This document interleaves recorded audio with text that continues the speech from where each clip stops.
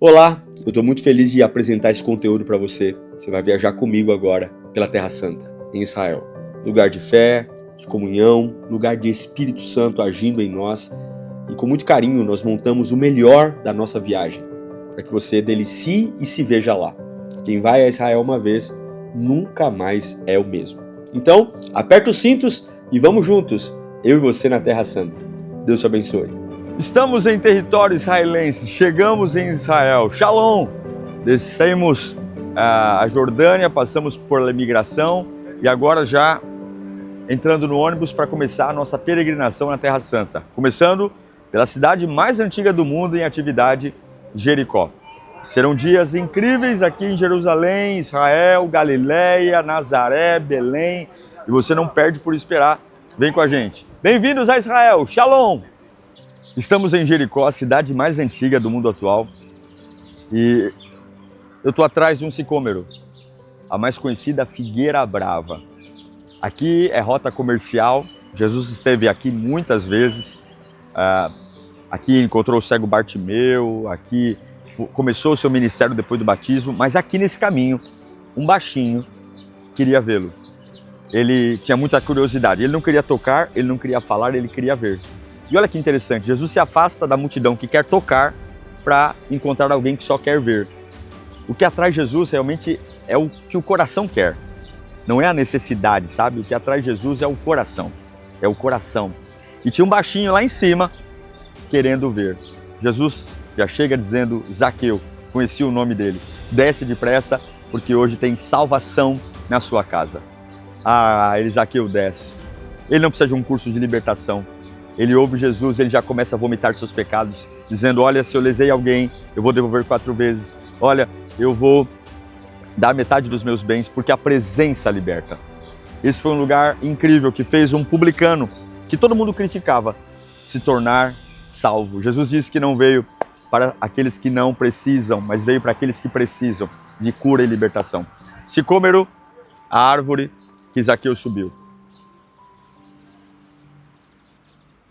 A minha casa, entra na minha vida, mexe com minha estrutura, sara todas as feridas, me ensina a ter santidade, quero amar somente a ti, porque o Senhor é o meu bem maior. Faz o milagre em mim. Gente, eu estou num lugar muito especial aqui em Jericó. Esta é a fonte onde o profeta Eliseu realizou seu segundo milagre. Ele chega nessa região, o povo diz, olha, a terra é boa, a gente quer plantar, estamos estrategicamente falando, mas a fonte produz água amarga. Mostra a fonte aqui. Esta é a fonte da época de Eliseu. Eliseu pede para que eles pegassem uma tigela de sal e ele joga na fonte e Deus libera uma palavra.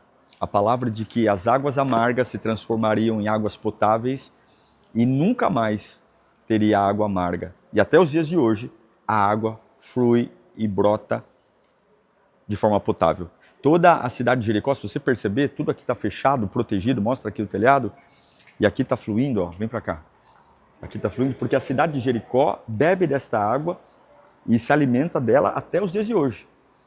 E começou isso com o segundo milagre do profeta Eliseu, sucessor de Elias. Olha a água brotando, são quase 800 metros cúbicos de água por dia, gerados aqui e produzidos aqui em Jericó. Então fiquem aí com a fonte de Eliseu, que agora é água potável. Pessoal, a gente está aqui num sítio arqueológico em Jericó. Ali à frente é Jordânia, nós estávamos lá, Rio Jordão, onde Josué atravessou com o povo, as águas se abriram, mas quando eles chegam aqui, tem uma baita muralha.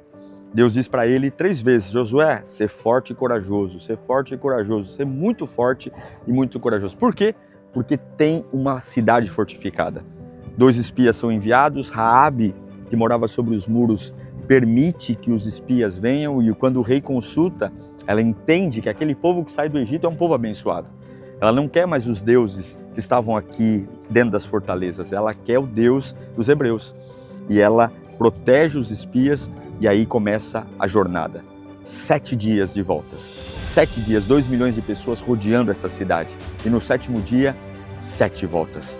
7 dias em silêncio. 7 dias apenas andando aqui em volta. Imagine o povo que morava dentro das muralhas. Não só é uma multidão cercando, há uma unção, há um poder. E no 7º dia, na 7ª volta, o silêncio é quebrado com barulho, um grito, trombetas. E um terremoto vem e aquilo que parecia ser impossível aconteceu. Porque antes de começar, Deus disse, eu vou te dar essa cidade. Ah, como é maravilhoso confiar na voz de Deus. Como é maravilhoso ver que as muralhas podem estar onde estiverem.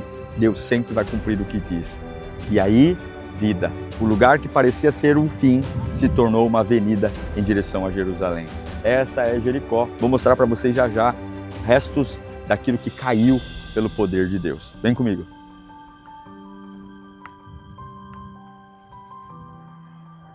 Pessoal, ainda aqui em Jericó, nas muralhas, lembrando que havia o muro externo e o muro interno. Entre esses vãos, construíam-se valetas e as casas ficavam sobre eles. Aqui nós temos 2 muros originais, contemporâneos a exatamente. O primeiro muro, aqui, e o segundo muro, ali. As demais construções superiores são de outros períodos, mas esse muro e aquele ali são contemporâneos da época de Josué, quando a cidade foi milagrosamente destruída pelo terremoto no 7º dia, na 7ª volta. Okay? Muito provavelmente Raabe morava em cima de alguma desses muros aqui. Lembrando que muitas pessoas falam que quem morava em cima dos muros eram os mais pobres. Não eram. Quem morava em cima dos muros eram aqueles que tinham a vista da cidade. Raabe era uma prostituta, sim, mas era uma sacerdotisa que tinha orgias no seu sacrifício. Ela era muito respeitada, tanto que o rei vai falar com ela. Então é bom estar aqui para conhecer a história e meditar nos acontecimentos. Então, com vocês, muros originais aí, caídos, claro, ruínas daquilo que Deus devastou pela obediência de Josué e do povo. Pessoal, estou num lugar importantíssimo. Jesus sai do Jordão, é batizado diante de... O Pai diz, esse é meu filho amado em quem me compraz, o Espírito desce sobre ele e ele é batizado. Ele vai para o deserto, jejua por 40 dias e 40 noites. Depois do jejum, o Espírito de Deus o leva para ser tentado. 3 tentações. A primeira, ele tem fome. Transforma pedras em pães. Jesus diz, nem só de pão viverá o homem. A segunda tentação, no pináculo do templo. Se você se lançar daqui, dê ordem aos anjos. Jesus diz, não tentarás o Senhor teu Deus. E a terceira tentação, naquele monte. É o chamado monte da tentação. Onde o diabo disse, se você prostrado me adorares, eu te darei todos os reinos. Jesus diz, somente a Deus adorarás. Aquele monte foi o monte onde Jesus, fragilizado, enfrentou Satanás e venceu a terceira tentação. E daqui ele dá o start efetivo no seu ministério. Batizado, com jejum e agora vencendo as tentações que o inimigo provocou. Lugar incrível, Monte da Tentação. Pessoal, estamos chegando às margens do Mar da Galileia, aqui em Cafarnaum. Olha que maravilha. Aqui os discípulos foram chamados. Foi aqui que Pedro tinha barcos. E Jesus fez o barco de Pedro de seu primeiro púlpito de pregação. E depois fez um convite incrível. Ei, Pedrão, o que você acha de ser, ao invés de pescador de peixes, ser pescador de homens? Pedro largou tudo e foi embora. Destas águas, a gente vê vida, restauração. Depois da crucificação, Pedro volta para cá tentando retomar seu ministério de pescador. Mas Jesus, uma vez que te tira de um lugar, você nunca mais pode voltar para ele. É um lugar que nos traz paz. Olha a paz. Olha a paz desse lugar. Olha a atmosfera desse lugar. Esse foi o lugar que, depois de ser rejeitado em Nazaré, ele escolhe ficar aqui. Olha o que Nazaré perdeu, né? Perdeu o Messias. Com vocês, Mar da Galileia. Lembrando que não é água salgada, água doce. 45 metros de profundidade, abastecido pelo Rio Jordão. Aqui aconteceu pesca milagrosa, Jesus andou sobre as águas. Jesus dormiu num barco com tempestade, acalmou a tempestade. Jesus chamou os discípulos, recuperou Pedro, atravessou em direção a Decápolis para libertar o gadareno. Aqui é Bíblia, aqui é história. Cada gotinha é história. E o mais lindo de tudo, Jesus esteve aqui. Jesus andou aqui, Jesus esteve aqui. Mar da Galileia. Tá leve? É maravilhoso, né? Bom dia, bom dia. É uma paz, ó. Olha o barco chegando, gente, ó. Olha que paz. Olha, não tem uma ondinha. É algo calmo, tranquilo. E é basicamente a vista que Jesus viu. Essas montanhas estão aí, claro, desde sempre. Então, a experiência imersiva que nós estamos tendo aqui é a experiência que Jesus teve há 2000 anos atrás. O ambiente preservado. E nós vamos fazer o que Jesus fez tantas vezes, atravessar o Mar da Galileia, ter essa sensação de navegar com os discípulos. Um Deus maravilhoso. Bora com a gente.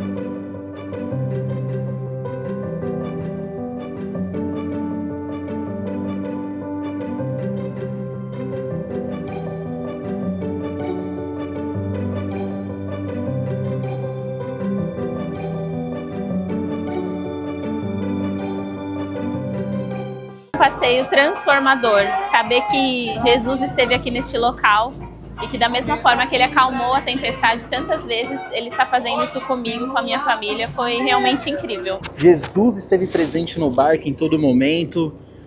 A gente vai sair daqui renovado, com fé, com esperança, sabendo que Jesus andou sobre as águas.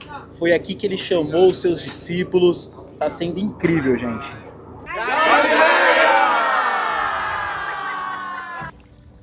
A uns 90 metros à frente, um barco onde Pedro, depois de tentar pescar a noite inteira, não conseguiu nada. Nada. Por quê? Porque Jesus é crucificado, ele não aguenta o tranco. Ele larga tudo e ele diz, vou voltar a fazer o que fiz um dia na vida. Mas a verdade é que você nunca vai ser bom quando tenta voltar para um lugar que Deus te tirou. A noite toda eles tentam pescar e nada. De repente, alguém aparece nessa praia aqui, dizendo para eles, joguem a rede do lado direito. Eles estão cansados, exaustos, mas eles não reclamam. Eles jogam a rede do lado direito. E quando puxam, aquilo que não aconteceu a noite toda acontece. 153 grandes peixes quase fazem o barco virar. Muito peixe. E aí João diz, é Jesus. E Pedro pula na água e vem dando braçadas, tentando encontrar Jesus, porque havia muita vergonha. Lembre-se que ele negou Jesus antes da cruz, por 3 vezes. Mas quando chega aqui, não há uma bronca, um sermão, dizendo, você me abandonou. Não, há um cheiro de um peixe sendo assado nessas pedras aqui, ó. Nessas pedras, peixe sendo assado. E Jesus diz para ele, Pedro, você me ama? Então apacenta as minhas ovelhas. Pedro, tu me amas? Apacenta as minhas ovelhas. Pedro, tu me amas? E ele chora na 3ª vez, mas apacenta as minhas ovelhas. Jesus pega um homem que quase desistiu e devolve o seu chamado e ministério. Assim como nesse lugar, o chamado de Pedro foi restaurado, o seu chamado também será restaurado. Não volte para o lugar de onde Deus te tirou. Aceite o chamado de Jesus. Ele tem um peixe assado na brasa, porque quando ele te chama, o peixe que te alimenta não é o que você pesca, é o que ele assa para você. Receba o renovo do seu chamado. Deus te abençoe.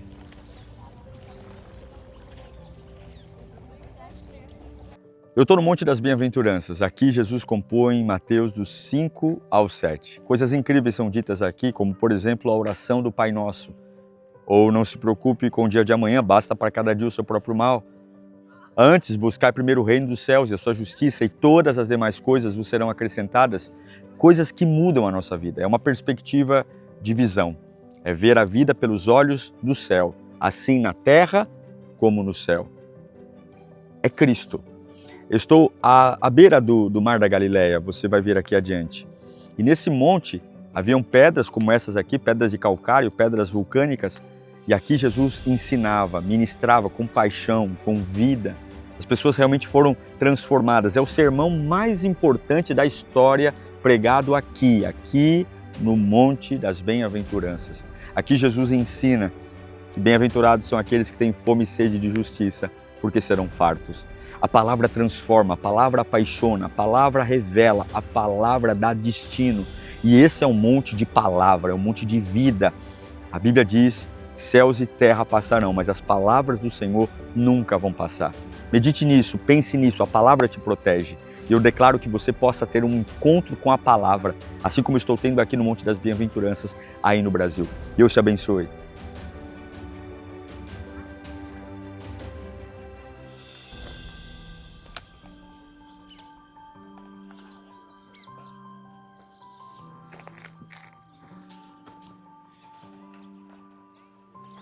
Queridos, estamos indo embora aqui de Cafarnaum, cidade de Jesus, olha, aqui Mar da Galileia. Aqui, uma igreja, vem cá. A cura da sogra de Pedro aconteceu aqui, você lembra daquele episódio? Onde Jesus, eles apresentam e ele pede que curem a sua sogra, não esconderam a véia, mas curou aqui a casa de Pedro, na verdade, né? Aqui a cidade de Cafarnaum, ali ao fundo a sinagoga, onde Jesus pregou muitas vezes, ministrou. Jairo era o líder dessa sinagoga. Lembra da filha dele, que morreu e ele foi até Jesus, caiu em pedaços. E aqui, enquanto Jairo corria para Jesus, quem que apareceu para ele? A mulher do fluxo de sangue, que tocou na orla dos seus vestidos. Uma mulher que tinha que gritar, impura, impura. Mas quando ela toca em Jesus, Jesus pergunta, quem me tocou? E aí Jesus não cura só o fluxo, Jesus devolve a dignidade. Aqui também, o paralítico, que foi carregado por 4 amigos que desceu o telhado, ó, nessa vila aqui, com certeza, uma dessas casas ele desceu e Jesus o curou.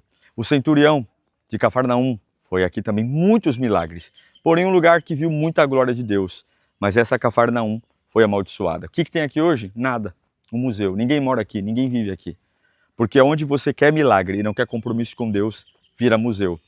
Não basta querer as mãos de Deus, tem que querer a obediência.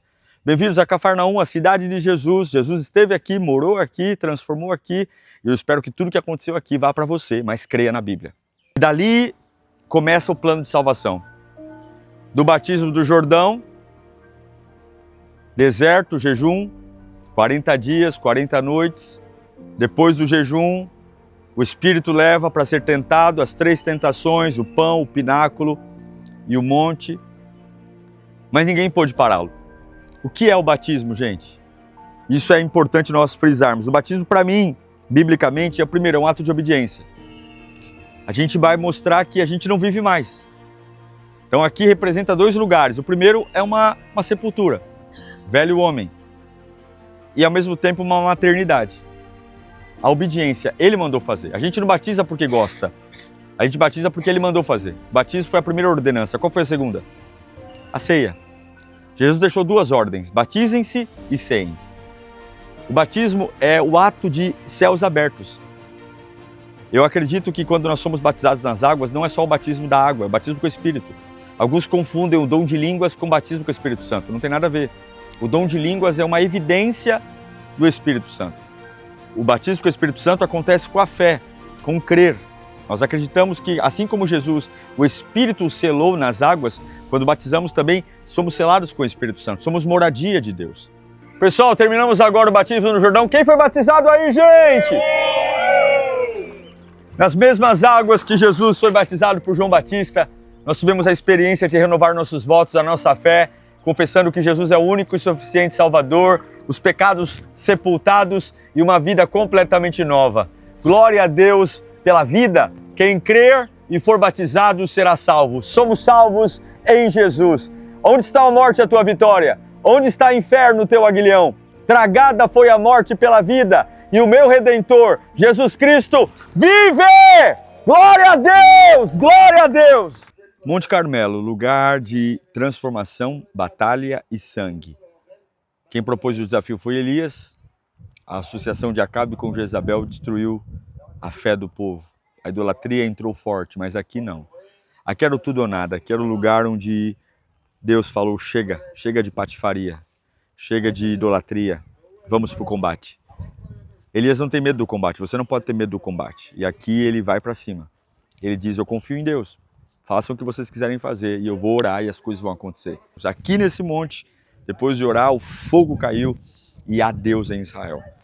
É um lugar de muita presença de Deus, eu sinto a presença de Deus aqui. Um lugar de ousadia, de coragem, de um homem que propôs o desafio. Acabe tem o trono, mas a autoridade tem Elias, porque quem tem a palavra tem a autoridade. E eu quero muito que você sinta o que eu estou sentindo aqui. Você tem que se levantar. Você tem que se levantar. Um só homem pode fazer um estrago no inferno. Você tem que se levantar. Você tem que crer que a palavra te dará autoridade. Não importa quanto você ganha, onde você esteja, levante-se para declarar o fogo de Deus. Não tenha pressa. Elias deixou os profetas de Baal fazerem o seu sacrifício, o seu altar, e quando ele foi fazer, ele desmancha o altar e faz um novo altar. Um altar que tem cordeiro, 12 pedras, simbolizando as 12 tribos, e água. 3 vezes 4 jarras de água, e aí o fogo vem. Os profetas são mortos, Acabe envergonhado, e logo vem chuva. É um lugar maravilhoso, fique com o panorama aqui do Monte Carmelo. Incrível.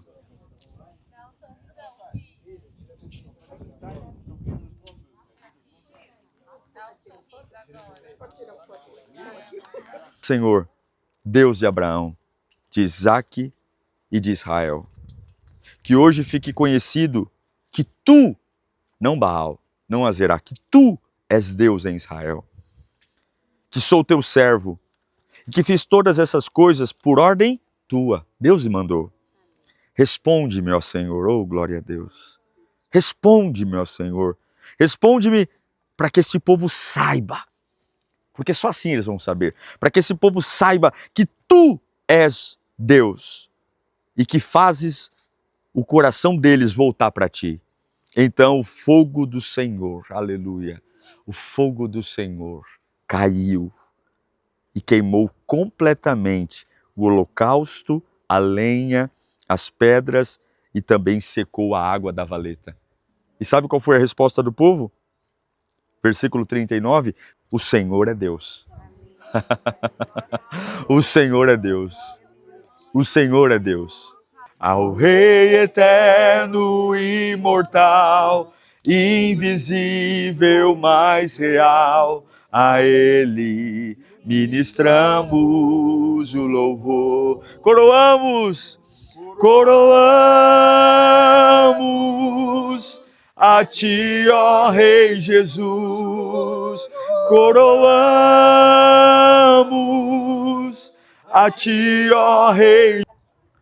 Pessoal, chegamos em Cesareia Marítima, um lugar incrível. A gente vai fazer os dois lados, muita coisa eu vou te mostrar. Mas aqui, além de uma questão linda, estamos à beira do mar Mediterrâneo.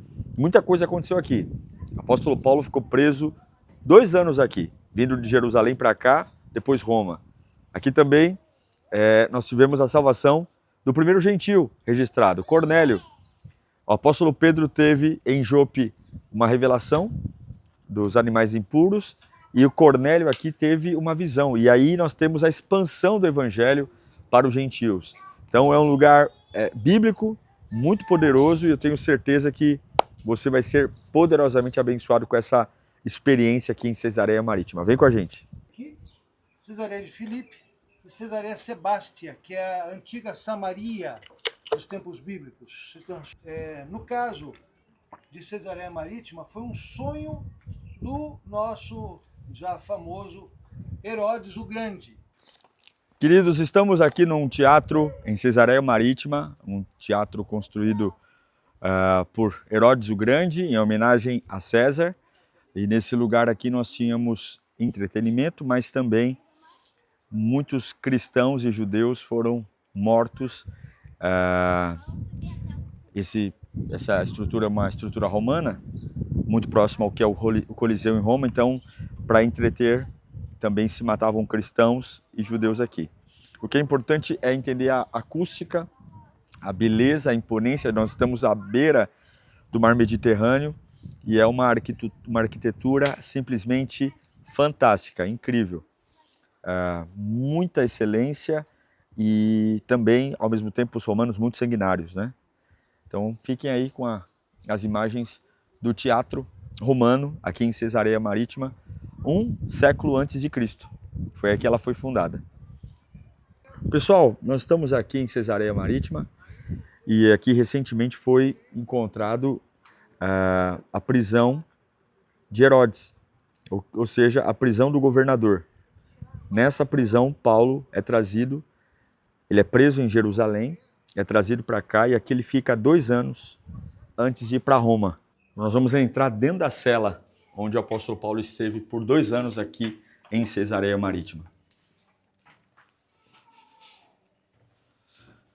São escavações extremamente recentes, tá? Pra você ter uma ideia, a última vez que eu estive aqui ainda não tinha sido escavado. Uma coisa é certa, a arqueologia prova, o apóstolo Paulo esteve aqui dentro, preso aqui antes de ir para Roma. Estou arrepiado. O maior apóstolo, o maior escritor aqui dentro. Bora. Mar Mediterrâneo, ó. Olha que lindeza, olha a cor desse mar. Olha que perfeição. Aqui em Cesareia Marítima, Mar Mediterrâneo. Que lugar feio, hein? Herodes o Grande escolheu para construir uma cidade romana em Israel. Terminamos o tour aqui em Cesareia Marítima. Fizemos os 2 lados e agora, ó, para terminar, antes de ir para Jerusalém, um sorvetinho. O pessoal está comendo aqui, consumindo. O meu cookie com pistache. Tá servido aí? Muito bom o passeio. Agora degustar do... Ih, caramba. E agora? Enroscou. E agora degustar do sorvete.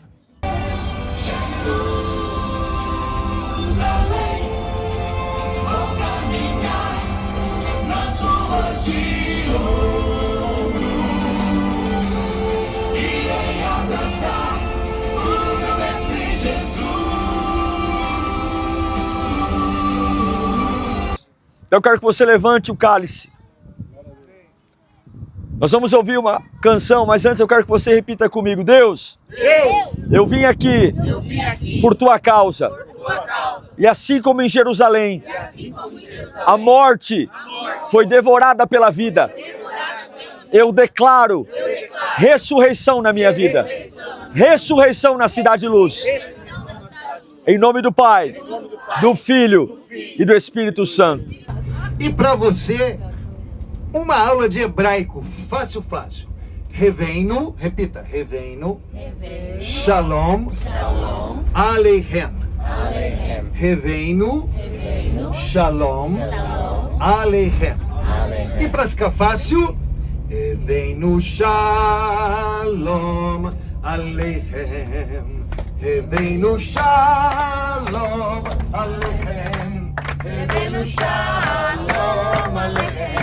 Reveinu, Shalom, Shalom, Shalom, Aleichem. Reveinu, Shalom, Aleichem. Reveinu, Shalom, Aleichem. Reveinu, Shalom, Aleichem. Reveinu, Shalom, Shalom, Shalom, Aleichem. Bom dia, Brasil, bom dia, mundo. Acabamos de descer do ônibus. Estamos entrando na Cidade Velha. Olha aqui os portões. E estamos indo em direção ao Domo da Rocha. Monte Moriá, onde nós sabemos que foi o sacrifício de Abraão. Sacrifício não, levou Isaac até lá, mas Deus na hora H, na hora certa, falou: eu já entendi, Abraão, que você me ama e tá tudo bem. É uma região aqui dentro da Cidade Velha, porém uma região muçulmana de árabes. Então tem todo o controle de segurança, estamos indo para lá. Já já eu mostro para vocês a cúpula dourada e tantas outras coisas. O dia só está começando, bora com a gente.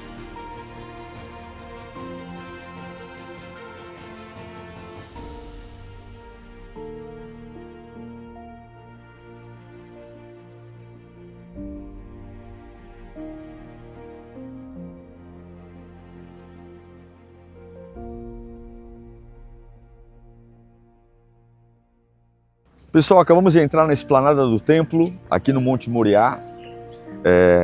Aqui o primeiro templo e o segundo templo foram construídos, o Templo de Salomão, o Templo de Herodes, contemporâneo a Jesus. E aqui nós estamos entrando agora no Monte Moriá, cúpula dourada, onde dentro dessa cúpula temos a pedra onde Abraão imolou Isaac. Ok? Vem cá, vou mostrar para vocês. Olha que beleza de lugar. É um lugar hoje muçulmano. Os judeus não entram aqui.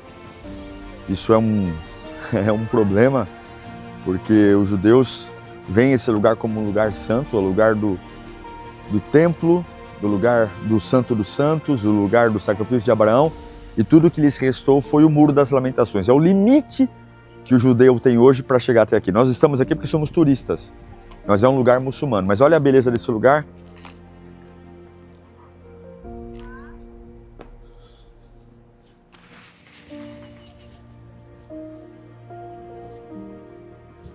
Olha que lugar incrível.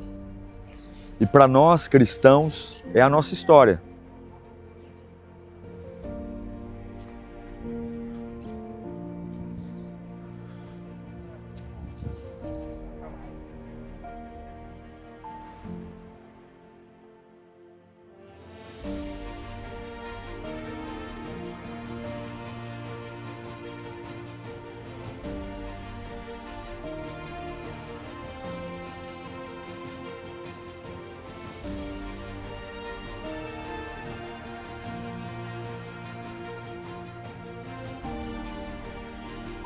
Aí você fala assim, pastor, eu posso entrar lá para ver a pedra? Pode, claro que pode.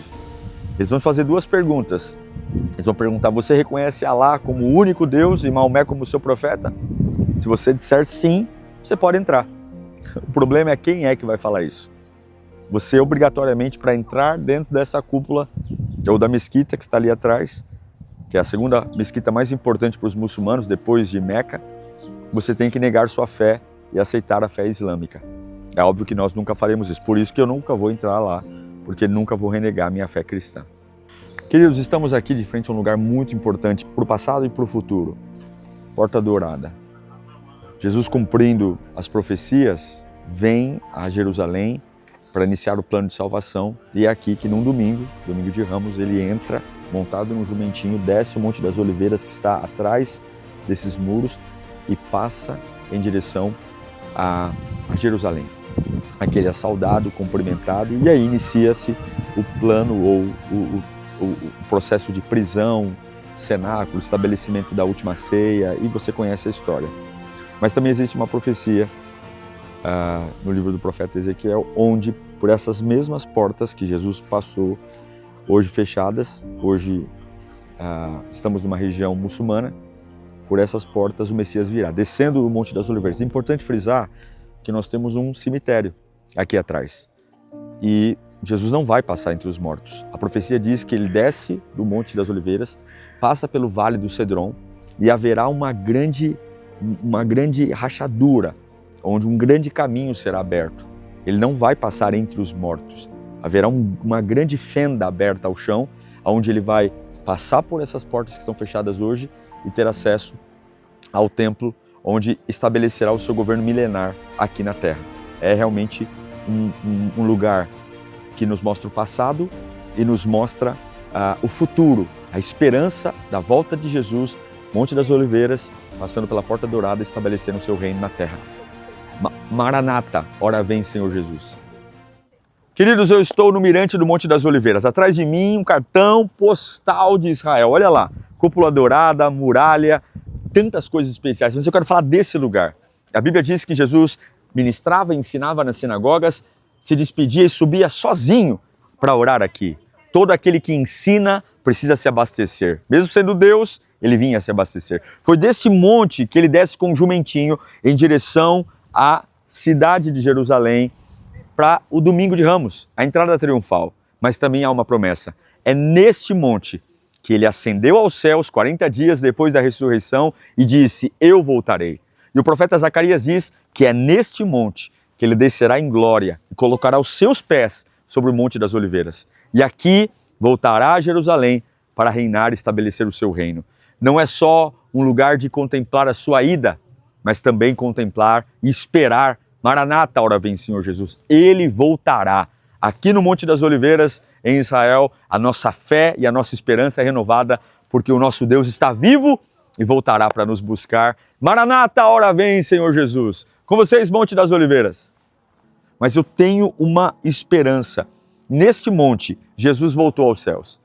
40 dias depois da Páscoa, Jesus Cristo sobe a este monte e se despede. Isso está em Atos, capítulo 1, versículo 9.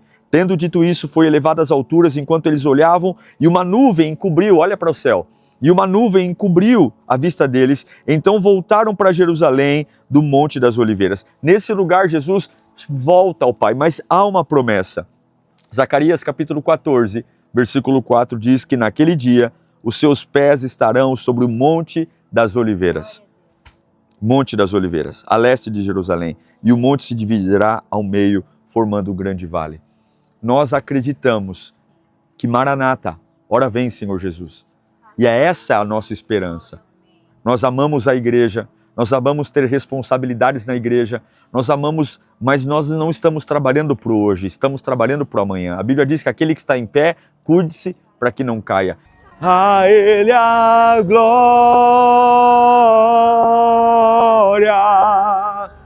a Ele a glória. Digno!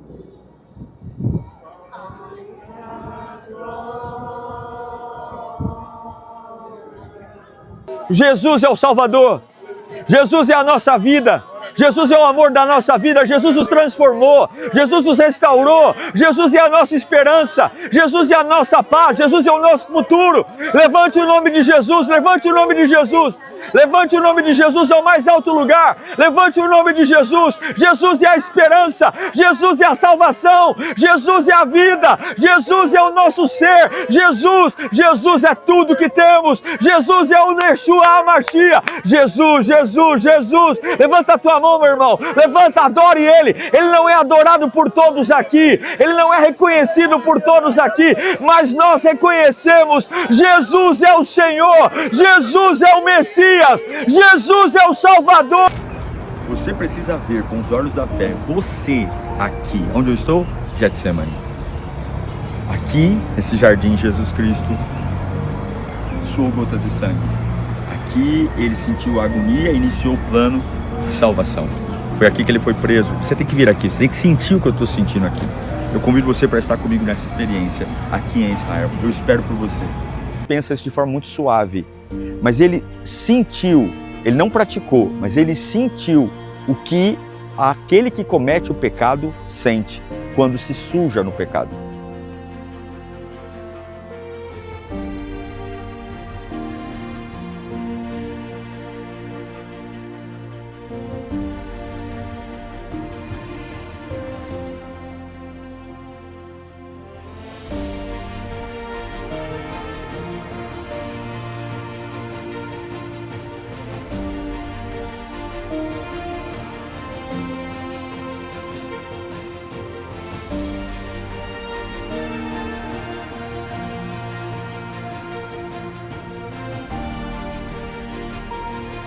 Pessoal, estamos chegando com o nosso grupo no cenáculo, local do lava-pés, local da última ceia, local das instruções de Jesus e principalmente local do derramar do Espírito Santo. Então vem com a gente, porque aqui tem história, Bíblia e fé.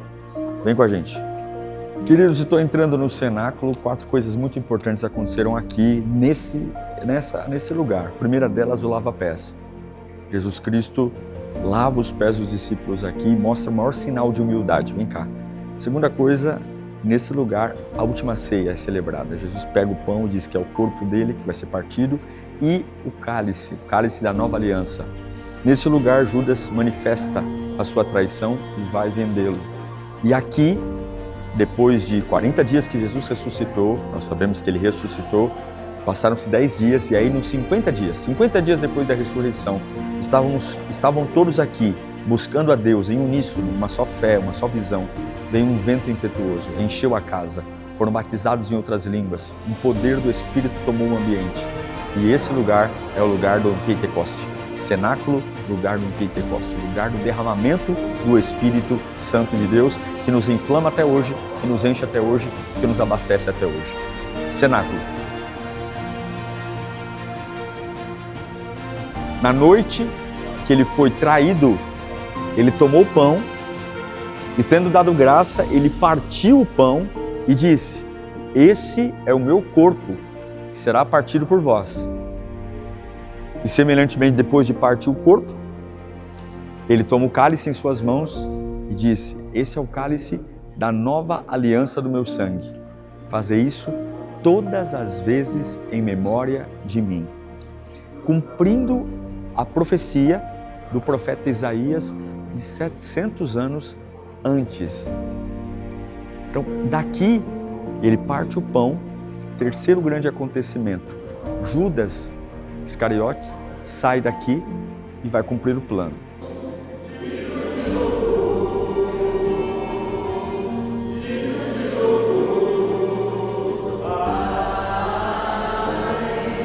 A Bíblia diz: estavam todos reunidos no mesmo lugar, e como em uníssono veio um vento do céu e soprou sobre eles. A igreja foi selada. Seja batizado em outras línguas, seja batizado no Espírito de Deus. O mesmo fogo que levantou o profeta Pedro, o apóstolo Pedro, o mesmo fogo que tocou Tiago, João, que toque sua vida agora. Receba o batismo com fogo, receba o batismo com fogo, receba o batismo com fogo, receba o batismo com fogo, receba o batismo com fogo, receba o batismo com fogo, receba o batismo com fogo, o fogo do Espírito Santo, o fogo da presença de Deus, o fogo que inflama a alma, o fogo que consome o medo, o fogo que traz esperança, o fogo que inflama o chamado, o ministério. Receba o batismo com fogo, receba o batismo com fogo, receba o batismo com fogo, receba o batismo com fogo, o batismo com fogo, receba o poder do Espírito sobre a sua vida, sobre a sua alma, sobre a sua vida. Receba o batismo com fogo sobre você. Nós declaramos em nome de Jesus, batismo com fogo.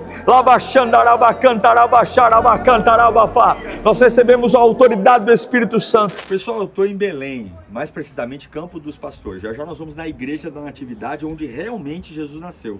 Mas só para você ter uma ideia de como foi que Jesus nasceu, Maria e José saem de Nazaré, andam 136 quilômetros para cá, para Jesus nascer aqui. A cidade está lotada, porque tem um censo. Todos aqueles da tribo de Judá têm que vir a Belém para fazer o censo. E aí, a cidade não tem casas. Belém é uma montanha com grutas. Então vem cá, eu vou te mostrar, porque nós no Brasil temos a ideia que Jesus nasceu numa casa. Não tem nada a ver com casa. Jesus nasceu numa gruta. A manjedoura e a estrebaria era uma gruta como essa aqui, ó. Essa é uma gruta preservada originalmente. No começo da gruta, você vê aqui o teto, ó. Vem cá, entra aqui, pode entrar. O teto tá queimado, porque aqui se fazia fogo, iluminação, enfim. E por que Jesus nasceu na estrebaria? O que era a estrebaria? A caverna são 2 andares, mas a gruta não. A gruta é um lugar contínuo. Então a pedra. E por que no final da gruta? Por que nos animais? Porque no final da gruta ficavam os animais. E uma mulher, para dar luz, ela quer um lugar íntimo. Ela não quer ficar na frente da casa, no começo da casa. Ela precisa de privacidade. Então Maria vem até o final da gruta, que é onde ficam os animais, e ali ela dá o nascimento de Jesus, e por isso que Jesus deita numa manjedoura. Nós vamos na gruta, na Natividade, mas só para você ter uma ideia, esse aqui, mais ou menos assim, foi a gruta que Jesus nasceu. Essa gruta aqui é uma igreja, aqui foi dividida entre uma igreja católica e a outra franciscana, mas ela continuaria aqui. Então, só para você ter uma ideia, porque a gente tem a ideia que é uma casa de madeira ou uma casa de alvenaria, não é. Jesus nasceu em uma gruta. A estrebaria era uma gruta, porque todos aqui moravam em grutas. O Salvador poderia ter nascido num palácio em Jerusalém. O palácio Jerusalém é a menos de 8 quilômetros daqui, mas ele escolheu nascer em um lugar onde tem pastores. Jesus é incrível. Jesus veio para trazer uma revolução do que é para nós a humildade e a simplicidade. Campo dos Pastores em Belém. Outra informação importante, o Campo dos Pastores, região de Belém, muito precioso. Primeiro que aqui vem, não sei se você lembra, quando Elimeleque vai para Moabe, lá na Jordânia, quando ele morre, a sua esposa Noemi vem com uma das noras, a Ruth. Para onde? Para a região de Belém, porque aqui era a terra original. É aqui, onde eu estou agora, é os campos de Boaz. Boaz, campos que Ruth vai pegar as espigas e depois, por graça de Deus, eles se encontram e Ruth se casa com Boaz. Nesses campos existe o nascimento de Obed, filho de Ruth com Boaz. De Obed nasce Jessé e de Jessé nasce rei Davi. Sim, Davi pastoreava nesses pastos que eu vou mostrar a você em instantes. Os pastores eram a profissão mais chula, a profissão mais pobre, mas sem nenhum tipo de valor. Mas foi aos pastores que, quando Jesus nasce, os anjos cantam, aparecem no pasto e dizem para os pastores: não tenham medo, porque acabou de nascer em Belém o Salvador. Ele está envolto a panos, vão buscá-lo. Um coral de anjos começa a cantar: glória a Deus nas alturas, paz na terra aos homens de boa fé. Isso é Belém, isso é vida, isso é história. Nosso Salvador nasceu nestas terras. Que maravilha! Glória a Deus! Queridos, estou muito feliz, estamos chegando em Belém, aqui é a Igreja da Natividade, a igreja mais antiga em atividade do mundo. Tiveram igrejas construídas antes desta, mas os persas destruíram todas elas. E por que só ela não foi destruída? Porque quando os persas vieram destruir esta igreja, havia uma imagem dos 3 reis magos, com características dos persas. E eles não sabiam o significado e aí decidiram não destruir. Então, de todas as igrejas destruídas, essa foi a única poupada pelos persas por conta da imagem dos 3 reis magos. E ela foi construída exatamente sobre a gruta onde José e Maria entraram para que Jesus nascesse. Aquela porta ali é uma porta que nós vamos entrar já já, veja pelo canto aqui, é uma porta pequena, rebaixada, para que todos que entrem aqui tenham que se abaixar, se curvar em sinal de humildade. Já já vou mostrar a gruta onde Jesus nasceu aqui em Belém.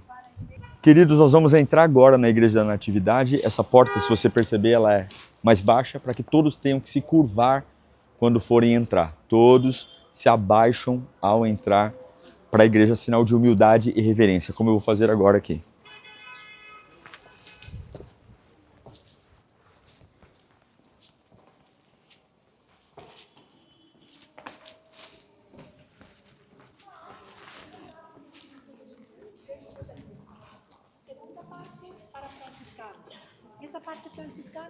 Queridos, nós estamos entrando agora debaixo do altar dessa igreja ortodoxa grega, a Igreja da Natividade, a igreja mais antiga do mundo.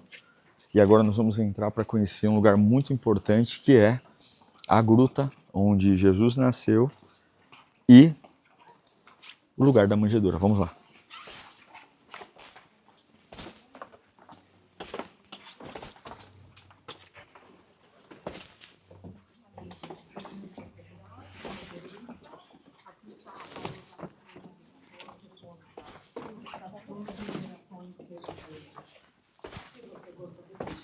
Esse é o lugar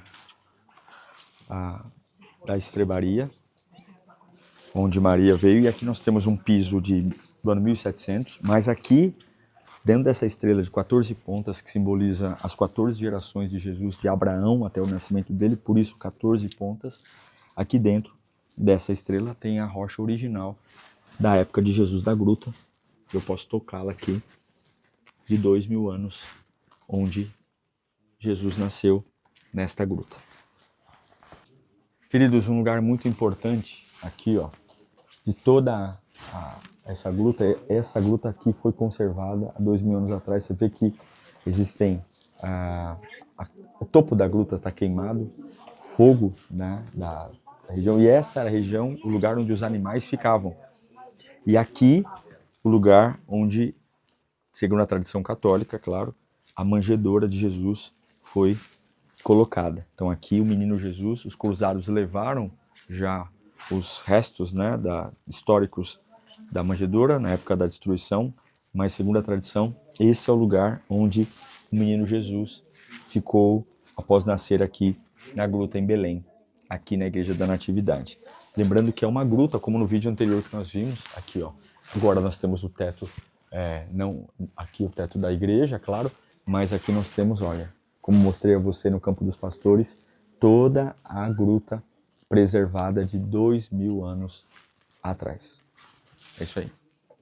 Né? O que a gente tem que entender é assim, aqui é a história. E tudo que vocês viram lá combina com o que está acontecendo aqui. Viu a gruta? É exatamente a gruta. É o que nós estávamos falando. Nós não temos como cravar efetivamente, olha, foi aqui, é aqui. Mas existem estudos e uma evidência. Agora, se não foi aqui, foi um pouquinho mais ali. Sim. Foi um pouquinho mais adiante, foi um pouquinho mais para trás. E o mais importante é, nós estamos falando da base da nossa fé. Amém. Né? E uma das coisas mais interessantes que eu ouvi, eu quero te parabenizar, foi que a gente vai ouvindo coisas, mesmo com a experiência, foi quando ela fez a alusão que os melhores cordeiros para o sacrifício em Jerusalém eram buscados aqui em Belém por cada proximidade. Então os cordeiros saíam de Belém e iam ser sacrificados em Jerusalém. Onde foi a profecia que o cordeiro nasceria? O cordeiro salvador, em Belém. O cordeiro nasceu em Belém e foi levado a Jerusalém para o sacrifício. Amém. Então você vê que a história, tudo se conecta, não tem uma ponta solta, não tem nada na palavra de Deus que seja solto, bagunçado, tudo se conecta, tudo. Então vocês estão vendo aqui a conexão do antes e desde lá da Raabe até, porque a gente conhece Raabe que gerou Boaz, e o Boaz aqui da terra, Ruth, Noemi, Davi, Jessé, e tudo chegando a Jesus Cristo. Então nós estamos num lugar muito especial, muito importante, e glória a Deus por isso, por Ele nos dar esse exemplo. Amém, meus irmãos? Amém. Queridos, tudo bem? Estou chegando agora num lugar muito especial, o Muro das Lamentações. Estou equipado aqui com o kippá, ok? Estou segurando, está um vento enorme aqui, mas eu vou fazer um clamor por vocês agora aqui no Muro das Lamentações. Ó, o muro está aqui atrás de mim. Esse aqui é o Muro das Lamentações, o lugar mais sagrado para os judeus, porque é o lugar mais próximo do último templo, do templo de Herodes. Templo de Herodes e templo de Salomão. Lugar, inclusive de Herodes, que Jesus esteve aqui. Tá? O templo que Jesus frequentava. Eu vou mostrar para vocês aqui como é que funciona. Os homens chegam aqui, as mulheres estão de um lado, atrás daquele espaço, os homens ficam do lado de cá. O lado maior é dos homens. Os homens não podem entrar de cabeça descoberta. Então a gente tem aqui os kippás. Aqui, ó. A gente tem... Se você tem boné, você pode entrar de boné, mas no caso eu vou colocar o kippá. A partir daqui você precisa colocar o kippá, ok? Eu tô segurando o meu kippá aqui, gente, porque tá muito vento, muito vento. Eu não pode entrar com a cabeça descoberta. Tá? Até as 3 primeiras fileiras de muro aqui são fileiras do último templo, o templo de Herodes. Tá? Então, essas 3 fileiras que estão aqui, 3 primeiras fileiras, tá vendo aqui? 1, 2, 3, até o final, são fileiras do templo de Herodes. Tá muito vento, olha a cadeira voando ali, ó, a cadeira correndo ali. Tá muito vento, tá? Então nós vamos orar. Que em nome de Jesus, a sua vida seja mudada, o seu coração seja transformado. E que aqui em Jerusalém, diante do Muro das Lamentações, a presença de Deus alcance o seu coração, a sua fé, que você se desperte para o novo, que todas as retaliações do mal caiam da sua vida e que a presença do Santíssimo inunde a sua vida do alto da tua cabeça à planta dos seus pés, que não te falte óleo fresco e vinho novo, que a palavra do Altíssimo esteja em sua boca e que os seus olhos vejam o sobrenatural, que a sua mente esteja clara e limpa para enxergar e pensar nas boas mãos de Deus, que a sua vida seja guardada pelo Onipotente, anjos de Deus à sua dianteira, à sua retaguarda, à sua esquerda e à sua direita. Eu abençoo você aqui de Jerusalém, para a glória de Jesus. Tanque de Betesda, aqui pessoas enfermas se reuniam esperando o milagre. Dizia-se que uma vez por ano um anjo descia e aquele que pulasse nas águas, quando o anjo agitasse as águas, seria curado. Isso fez com que pessoas ficassem aqui por muito tempo esperando esse milagre, esperando que algo acontecesse. O problema é que quando um pulava, a chance dos outros de serem curados acabava, porque eu tinha que esperar mais um ano. Jesus entra aqui, esse lugar aqui Jesus esteve. E havia um paralítico que aqui estava há 38 anos. A Bíblia diz que Jesus vai até ele exatamente pelo tempo, pela duração do tempo. O tempo estava corroendo a vida daquele homem. E quando Jesus pergunta para ele, você quer ser curado? O tempo mexeu na cabeça dele. Ele diz, eu não tenho que me coloque no tanque, porque a única forma que ele enxergava a cura era o tanque. Mas Jesus não perguntou qual era a forma da cura. Jesus só perguntou, você quer ser curado? Veja que a história dele fez com que ele não pudesse responder algo simples. Jesus ignora e diz, olha, você está curado. Ele se levanta e é completamente curado. Esse lugar mostra o quanto que nós podemos nos acostumar a não fazer nada esperando algo que não tem nada a ver. Uma resposta que não precisamos, quando temos a vida na nossa frente. O tanque de Betesda mostra o quanto que o tempo pode corroer a nossa fé e nos tornar imóveis, estáticos, sem fazer nada. Jesus vem trazer um desafio para você aqui no tanque de Betesda. Você quer ser curado? Ele não quer saber quanto tempo você está sofrendo, nem quanto tempo você tem passado por dificuldades. Você quer ser curado? Eu espero que você levante-se hoje e creia na palavra de Deus, porque Jesus veio atrás de você para quebrar essa situação. Deus te abençoe. Não são 38 dias, não são 38 meses, são 38 anos. E a espera corrói. Eu conheço pessoas que falam assim, você acredita no amor? A pessoa fala assim, não, porque não tem homem que presta. Você acredita na família? Não, porque na minha família todos os meus irmãos, meus primos se casaram e não deu certo. Você acredita na igreja? Não, não acredito na igreja porque na igreja só tem bandido. Quando Jesus chega para aquele camarada, Jesus fala assim, ó, você quer ser curado? É a pergunta mais simples para uma resposta simples. Você quer ser curado? Hã? Sim. Mas o tempo não deixou ele responder sim. Ele não responde sim, ele responde Jesus com a história dele.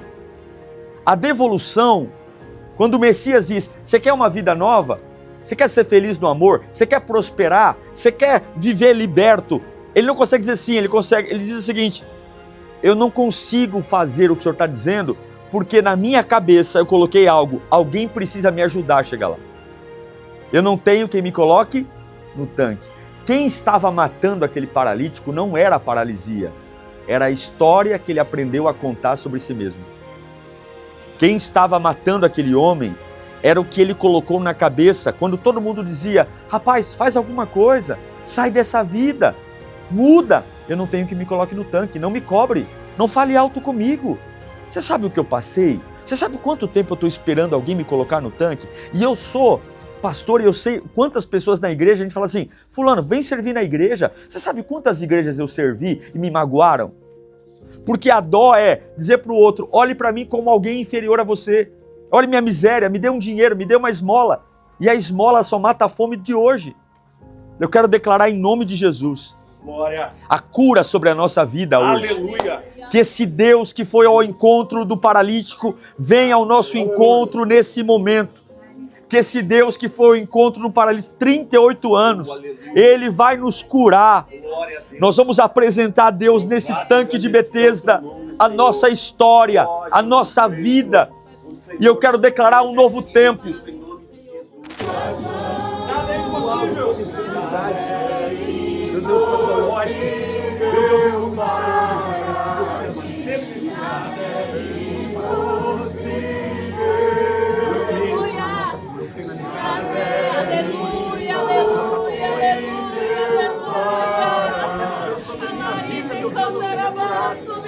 meu Deus, em nome do Senhor.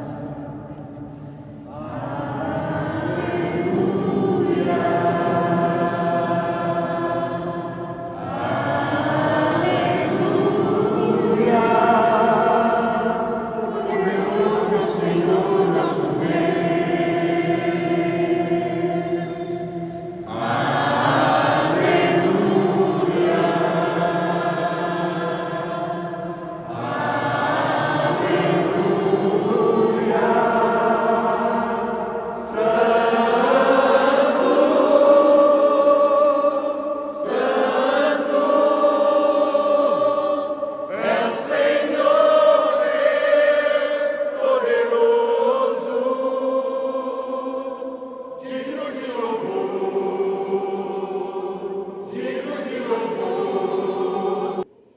Nosso grupo cantou na igreja de Santana e aqui a maior e melhor acústica do mundo. Aqui até quem desafina respirando canta bem. Foi poderoso, inspirador. Estamos saindo daqui inspirados agora em direção ao ápice da nossa caravana Via Dolorosa. Vem com a gente. Jesus é preso no Getsemane depois da última ceia, vai para a casa de Caifás e é trazido para a fortaleza de Antônia.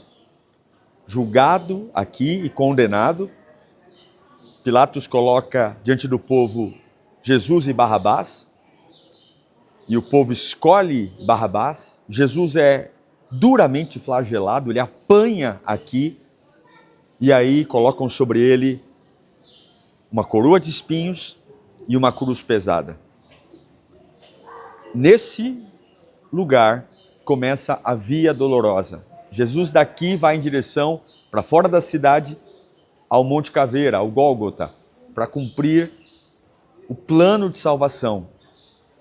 É madrugada de quinta para sexta-feira. O inferno com certeza comemora, porque o Deus Todo-Poderoso se tornou maldito para salvar um maldito como eu e como você. Esta é a coroa de espinhos que de forma humilhante o coroam como rei dos judeus, de forma irônica. Espinhos cravados em sua cabeça. É um amor que nos constrange, gente. É constrangedor saber que ele nos amou desta forma. Fortaleza de Antônia. Queridos, estamos passando pela Via Dolorosa, começou uma chuva aqui, mas é um momento de muita emoção, caminhando por essas ruas que Jesus andou. Lembrando que a largura das ruas era a mesma, os comércios, a movimentação das pessoas. O Rei dos Reis, o Senhor dos Senhores estava andando, humilhado, carregando uma cruz pesada e as pessoas vivendo suas vidas normalmente. Não havia comoção, não havia solidariedade, não havia culpa, havia apenas riso, zombaria. É um amor que nos constrange, é um amor que nos faz parar e pensar realmente o preço que ele pagou por nós.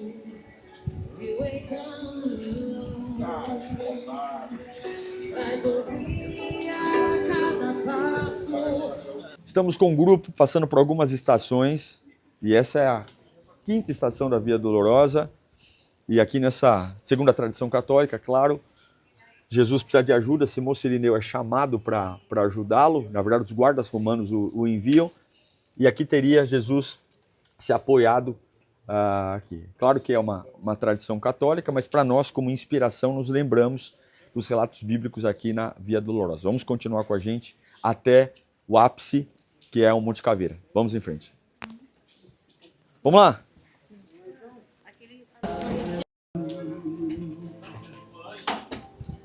Com seu corpo já ferido e marcado pela dor, a coroa de espinhos viu então,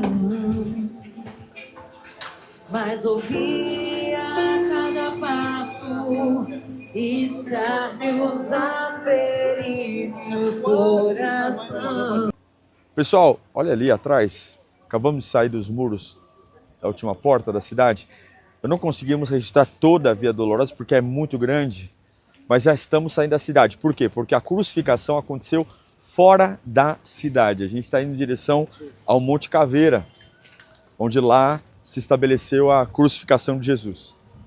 Mas é uma jornada pesada, longa, de sofrimento, dor, humilhação, mas em busca da redenção. Vamos continuar fazendo a nossa trajetória aqui.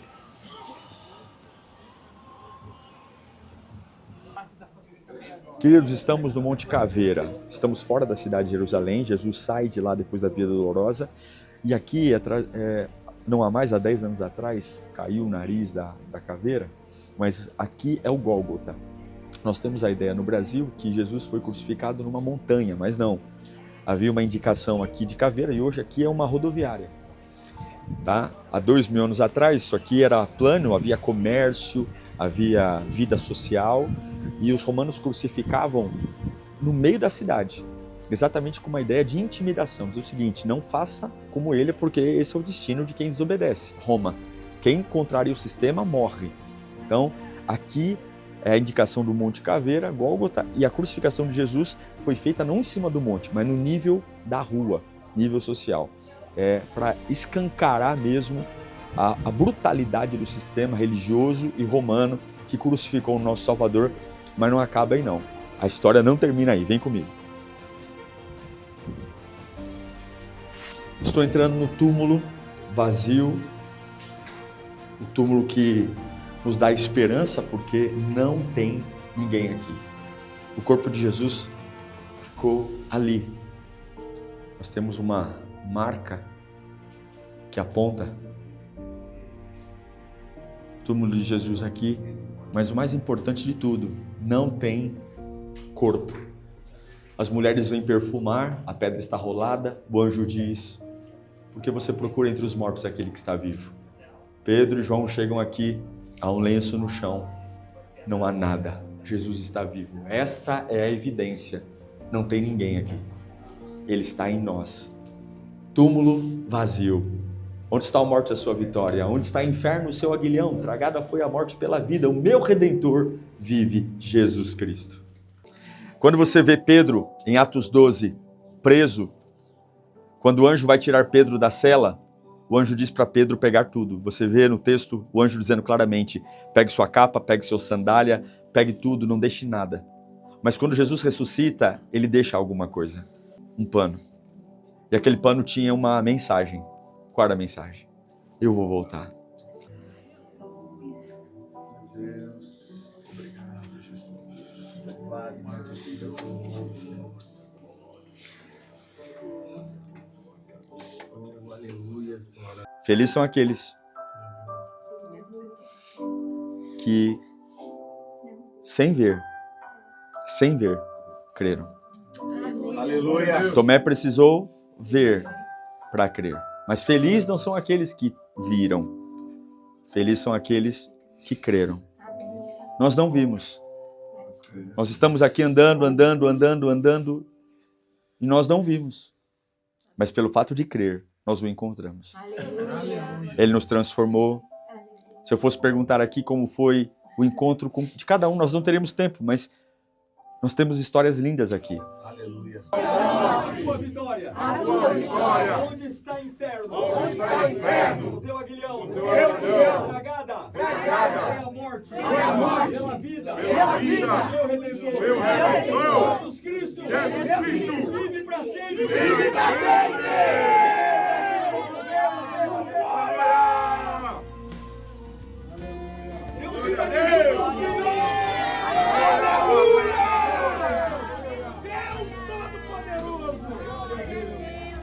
Foi uma viagem incrível, eu estou saindo daqui realmente transformada, curada. Uma viagem que você consegue se conectar com Deus, ter uma aliança com pessoas novas, com o mesmo propósito. Sensacional. Eu sempre tive um sonho de conhecer a Terra Santa e assim, com toda essa estrutura, com todo esse carinho do pastor, da equipe, foi maravilhoso mesmo, presente. Muito obrigada. Nenhuma palavra dá para descrever o que a gente sentiu aqui esses dias. Eu recomendo a todo cristão a fazer essa viagem. A gente visitou cerca de 50 lugares, assim, difícil escolher um só, mas assim, quem não vem, eu recomendo que venha fortemente, foi incrível, transformador na minha vida. Maravilhosa, recomendo demais. Estou voltando renovado, muitas expectativas lá no Brasil.